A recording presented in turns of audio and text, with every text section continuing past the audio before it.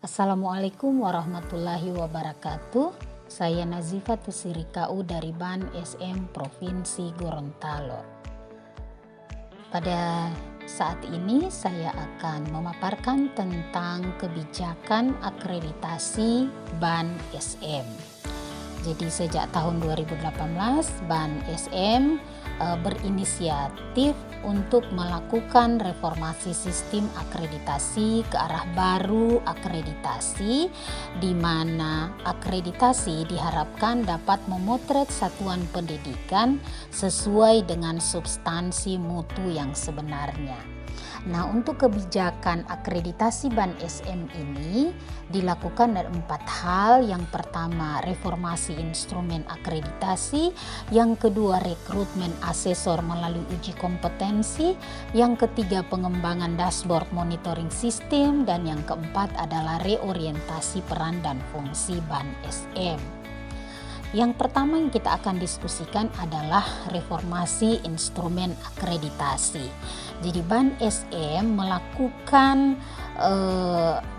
reformasi terhadap instrumen akreditasi karena dianggap bahwa instrumen akreditasi yang lama itu masih banyak kelemahan karena lebih menekankan pada aspek administrasi. Jadi gambaran bagaimana kinerja sekolah atau madrasah itu belum terpotret dengan baik. Jadi dalam hal ini BAN SM mengembangkan instrumen baru akreditasi satuan pendidikan dengan nama IASP 2020. Jadi untuk IASP 2020 ini itu menitik beratkan penilaian pada 4 komponen, yaitu mutu lulusan, proses pembelajaran, mutu guru, dan manajemen sekolah atau madrasah. Dengan asumsi bahwa mutu lulusan merupakan hasil dari proses pembelajaran, mutu guru yang didukung oleh manajemen sekolah madrasah yang efektif dan efisien.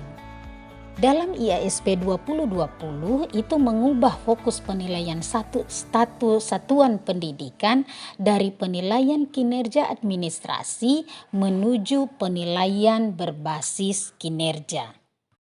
Pengembangan IASP 2020 ini memakan waktu selama kurang lebih 2 tahun dan dilakukan mengacu pada banyak hasil penelitian baik tingkat nasional maupun internasional yang dirancang oleh para ahli dari berbagai latar belakang, termasuk dari luar negeri, praktisi pendidikan, BAN SM provinsi dan asesor yang konsen dengan program akreditasi sekolah madrasah. SP 2020 ini juga telah diuji cobakan 2 kali. Yang pertama tahun 2019 di 4 provinsi dan tahun 2020 di 34 provinsi. IASP 2020 ini juga telah mendapatkan pengesahan dari Menteri Pendidikan dengan Kepmen nomor 1005/2020 tentang kriteria dan perangkat akreditasi pendidikan dasar dan menengah.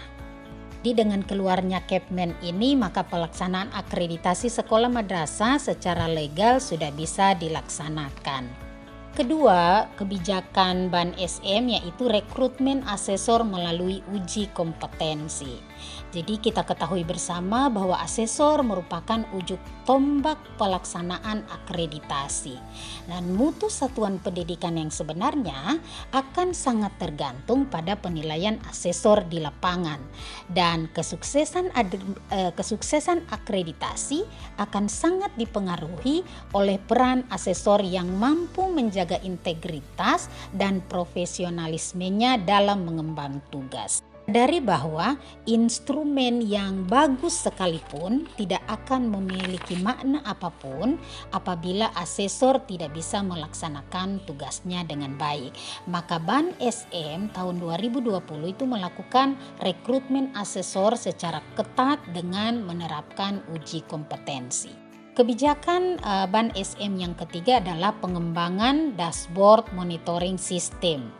Jadi proses monitoring itu dilakukan dengan mekanisme otomatisasi dan dashboard akan memunculkan secara otomatis sekolah madrasah dengan indikasi peningkatan atau penurunan terhadap kualitas berdasarkan indikasi kinerja yang dilaporkan setiap tahun. Untuk status akreditasi itu berlaku selama 5 tahun, dan apabila pelaporan tahunan yang dilakukan oleh sekolah madrasah menyatakan bahwa kinerja tetap, maka status akreditasi akan diperpanjang secara otomatis. Bapak Ibu, sekolah yang telah terakreditasi dapat diakreditasi kembali atas dasar 3 sebab. Yang pertama, permintaan sekolah yang bersangkutan. Yang kedua, laporan masyarakat yang terverifikasi adanya penurunan kinerja sekolah. Dan yang ketiga, warning dari sistem monitoring atau dashboard telah terjadi penurunan kinerja sekolah.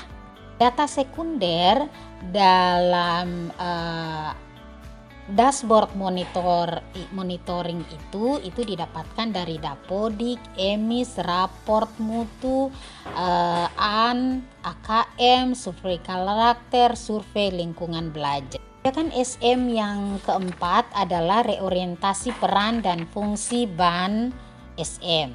Jadi Ban SM akan konsen terhadap peran dan fungsi Ban SM dalam membangun kemitraan dan stakeholder untuk pencapaian tindak lanjut hasil akreditasi.